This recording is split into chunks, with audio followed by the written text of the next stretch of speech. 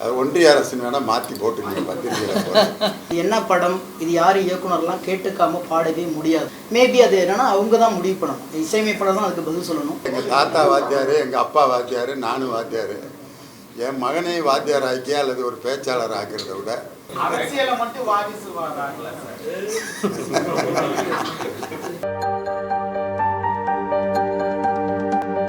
அனைத்து பத்திரிகை மற்றும் ஊடக நண்பர்கள் அனைவருக்கும் என்னுடைய பணிவான வணக்கம்.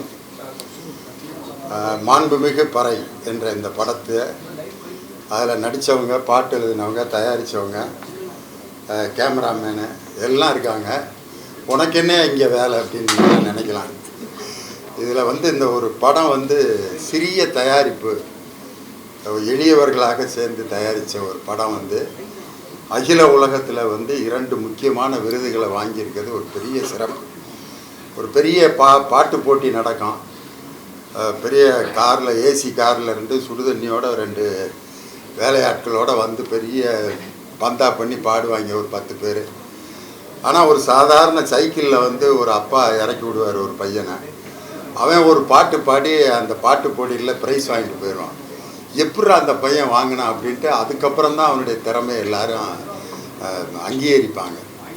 அதே மாதிரி தான் இந்த மாண்புமிகு பறை என்கிற படம் அது ஷூட்டிங் நடக்கிறப்பையோ அல்லது ஒரு பெரிய எதிர்பார்ப்பை இது வரைக்கும் கிரியேட் பண்ணவே இல்லை.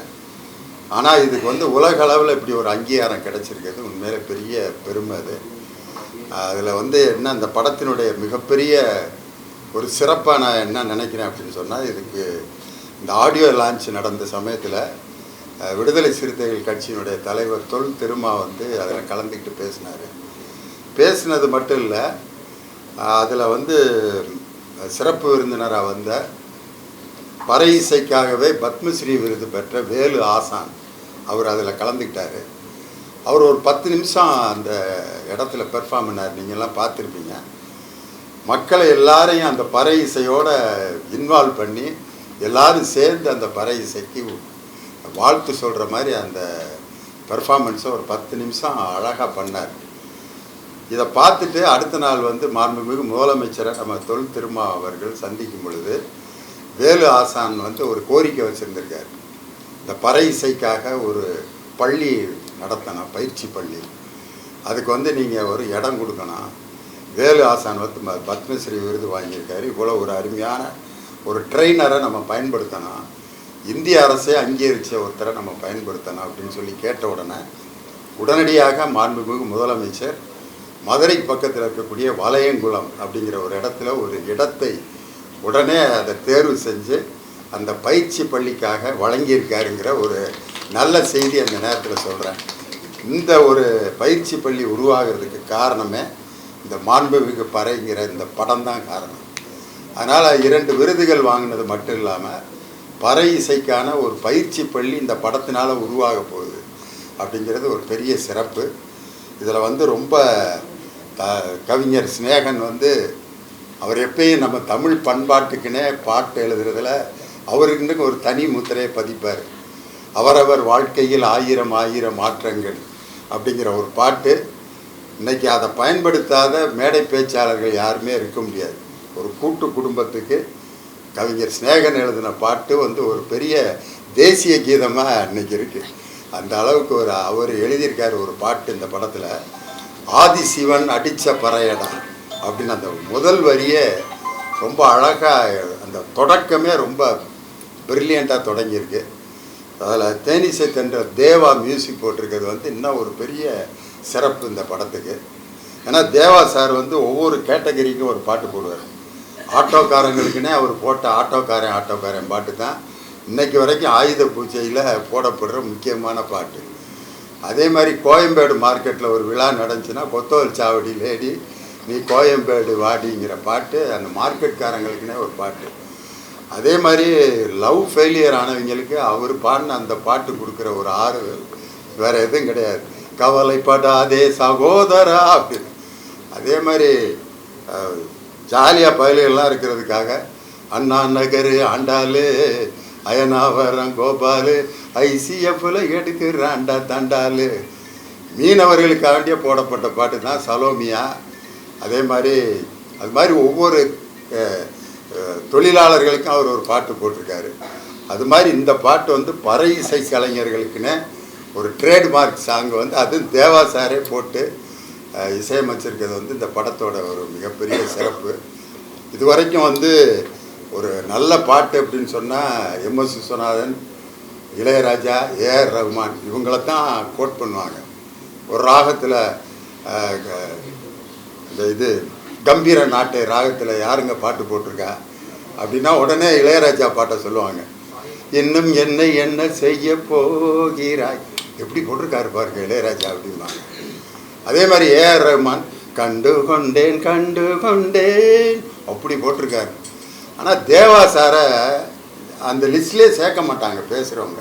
அது என்னன்னே தெரில இது வரைக்கும். அவரை ஏதோ ஒரு கானா பாட்டுக்கு போடுற ஒரு இசையமைப்பாளர் மாதிரியே அவரை முத்திரை குத்திட்டாங்க. ஆனால் இதே கம்பீர நாட்டை ராகத்தில் அவர் போட்டிருக்காரு ஒரு பாட்டு. மனம் விரும்புதே உன்னை உன்னை மனம் விரும்புதே அடடானி அப்படின்னு அந்த பாட்டு அதே கம்பீர நாட்டில் வருது.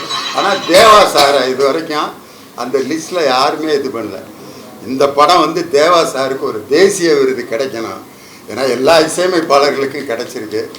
ஒரு எல்லாரையும் கவர்ந்த ஒரு நல்ல இசையமைப்பாளருக்கு இது வரைக்கும் தேசிய அளவில் அங்கீகாரம் கிடைக்கல. இந்த படத்து மூலமாக அவருக்கு வந்து ஒரு அங்கீகாரம் கிடைக்கணும் அப்படிங்கிறது என்னுடைய ஒரு கோரிக்கை.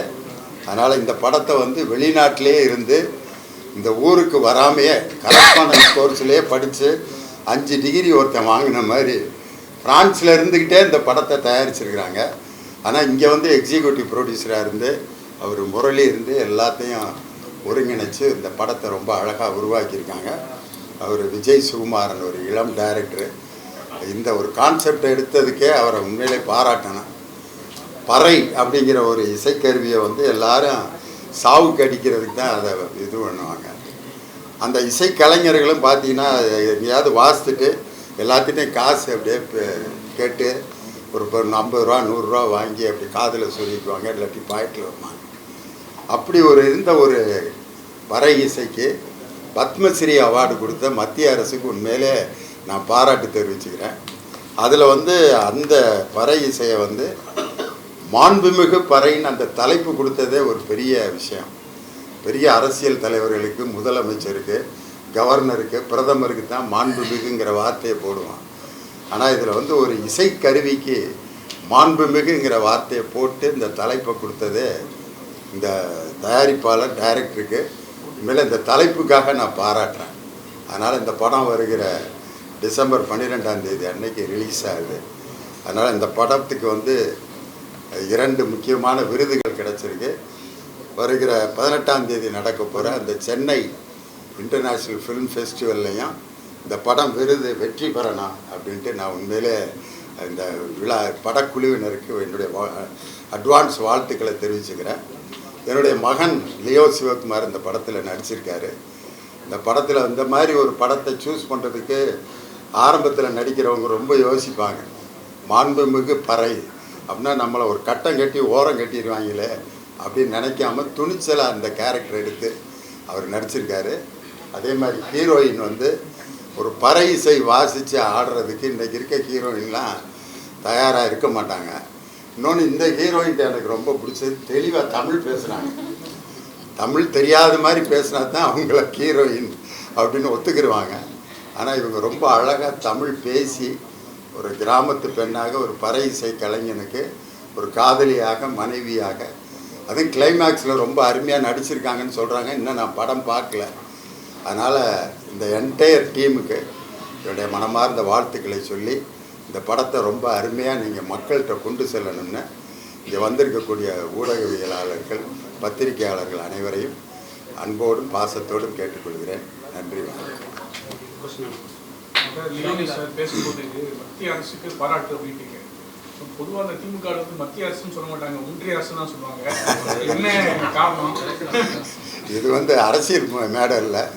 அதனால் வந்து நான் பத்திரிகையாளர்களுக்கு எல்லாத்துக்கும் தெரியணுங்கிறதுக்காக அது ஒன்றிய அரசுன்னு வேணால் மாற்றி போட்டுருங்க பத்திரிகையில் போட்டு. பத்மஸ்ரீ ஒரு பறை இசை கலைஞருக்கு கொடுத்ததுக்காக ஒன்றிய அரசுக்கு என்னுடைய மனமார்ந்த பாராட்டு. திரைப்பட விழாவில் காலையில் தான் அறிவிச்சாங்க 12 படங்கள். அதில் வந்து இந்த மாண்புமிகு பறை லிஸ்டே இல்லையே, இது எந்த கேட்டகரி? அதான் சார், நான் காலையில் தான் போனோம். 12 படங்கள் தான் போட்டி பிரிந்தது. மொத்தம் 122 படங்கள், 51 நாடு, ஏகப்பட்ட மொழி. 18 சார்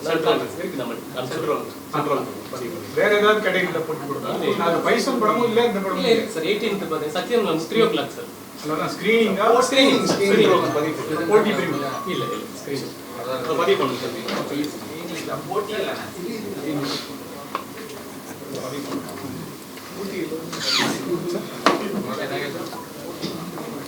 நான் உங்களுக்கு ஃபார்வர்ட் பண்ணுறேன். உங்களுக்கு ப்ரூஃப் இருக்காது, உங்கள்ட்ட ஃபார்வர்ட் பண்ணுறேன். போட்டி பிரிவா ஸ்கிரீனிங் 2-3 கேட்டகரி இருக்கு. ஓகே போட்டி பிரிவு 12 படம் போட்டி இருக்கு. நீங்கள் பதிவு பண்ணுங்க. போட்டிலையும் இருக்குது, ஸ்க்ரீனிங்லேயும் இருக்குது. போட்டியில் இல்லை. இந்த வரேன். ஏன்னா காலையில் தான் நாங்கள் எல்லாரும் பார்த்து பேசுவோம். ஓகே மொத்தம் 12 படம் இருக்கு. அது பைசன் படம் கூட இல்லை. ஸ்க்ரீனிங்கில் செக் பண்ணிடுறேன் சார். காம்படிஷன் இல்லாமல் ஸ்க்ரீனில் இருக்கும்.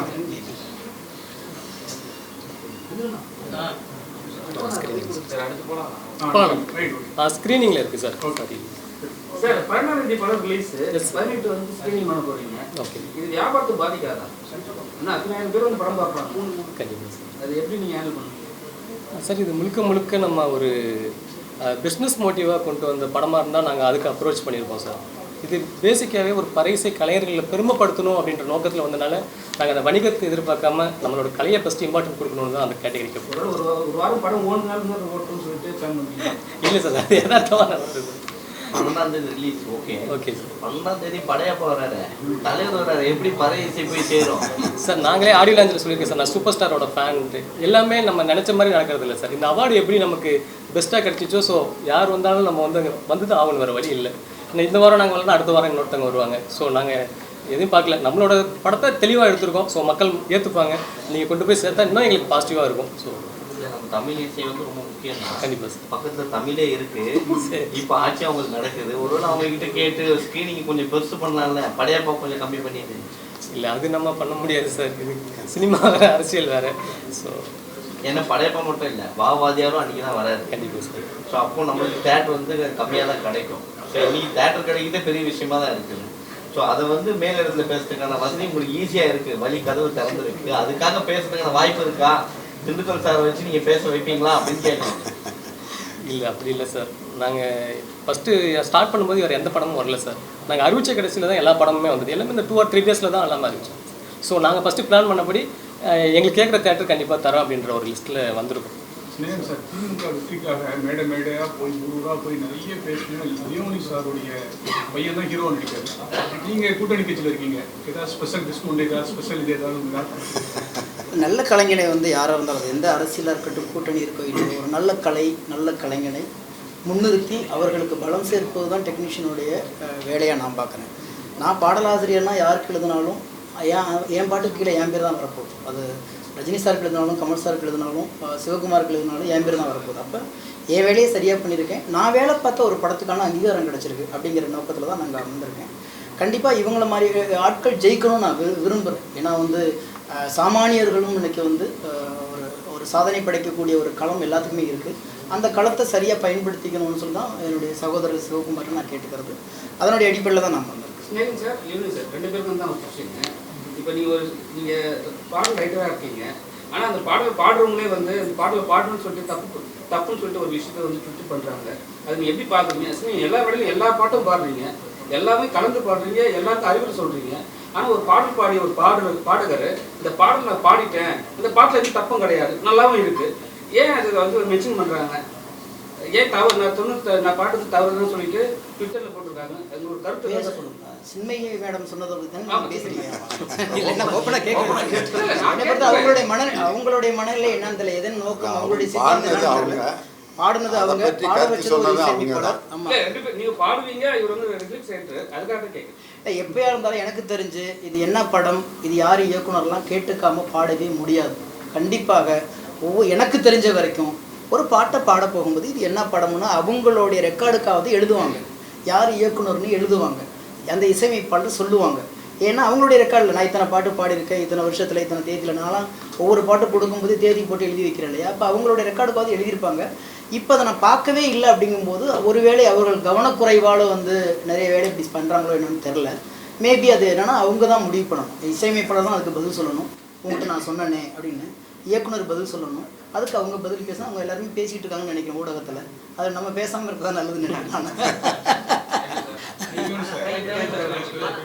கங்கா கௌரின்னு ஒரு படம் ரொம்ப அருமையாக நடிச்சிருப்பீங்க. 30 வருஷம் ஆயிடுச்சு. ஏன் நீங்க நடிச்சிருந்தீங்கன்னா நீங்க அவ்வளோ ஸ்டாராக இருக்கலாம், ஏன் நடிக்கல? அந்த கங்கா கௌரி படம் நான் நடித்தது வந்து எப்படியும் ஒரு 20 வருஷத்துக்கு முன்னாடி.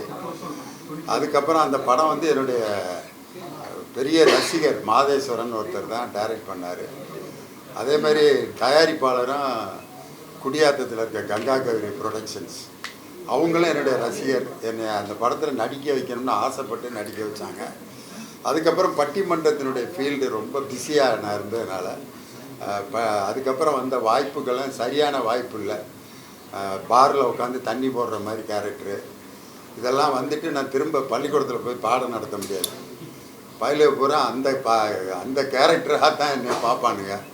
அதனால தான் நான் அந்த மாதிரி வந்த கேரக்டர் சினிமாவுக்கு இந்த வாத்தியார் வேலைக்கு இப்போதைக்கு சரியாக ஒர்க் அவுட் ஆகாது அப்படின்ட்டு. ஏன்னா நான் அடுத்து கிளாஸுக்கு போனோடனே தண்டல் பாண்டியன் வர்றாரான்னாங்க இந்த கங்கா கௌரி படத்தில் நடித்து முடிச்ச பிற்பாடு. நீ அடுத்து இது மாதிரி நடிச்சுட்டு இருந்தோம்னா நம்ம ஒன்று வாத்தியார் வேலையை ஸ்கிப் பண்ணோன்னா இல்லாட்டி நடிக்க போகணும் அப்படிங்கிற மாதிரி வர்ற நேரத்தில் வாத்தியார் வேலையை இன்னும் கொஞ்ச நாள் பார்த்துட்டு அதுக்கப்புறம் நம்ம நடிப்போம் அப்படின்னு சொல்லி அதுக்கப்புறம் அந்த வாய்ப்புகளையெல்லாம் விட்டுட்டாங்க. ஈவன் ஏவிஎம் ப்ரொடக்ஷன்ஸ் தயாரித்த சிவாஜி படத்தில் ரஜினி சாருக்கு மாமனாராக நடிக்கிற கேரக்டரை கூட அந்த நேரத்தில் நான் வேணான்னு சொல்லிட்டேன். அந்த மாதிரி அதுக்கப்புறம் இப்போ ஒரு 2 படம் நடிச்சிருக்கேன். அது என்ன